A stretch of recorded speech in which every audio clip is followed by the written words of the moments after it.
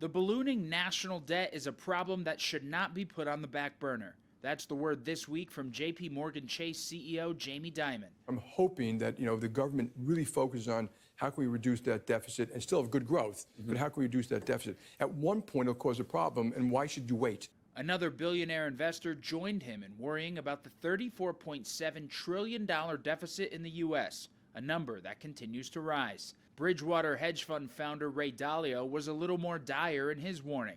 Government spending sprees combined with a divided American population, financial burdens of getting ahead, and international war are all risk factors for a more polarized population. Dalio told the Financial Times this week the probability of a civil war was about 35 to 40%, telling the outlet the country was on the brink. And maybe it's scenes like this from the hit movie Civil War that come to mind. Americans taking up arms against each other in a modern repeat of the 1860s. Dalio didn't rule it out, but he sees more of a tribal polarization, where people move to different states that are more aligned with what they want and they don't follow the decisions of federal authorities of the opposite political persuasion.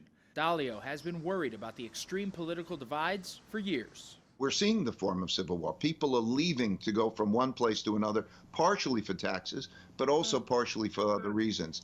There has to be the bringing of the country together. In a lighter moment, Dalio even pointed to Taylor Swift and the unity displayed at her concerts as something the country needs, and even half-jokingly suggested she'd be a decent presidential candidate. The underlying message? The country needs a unifier before it's too late.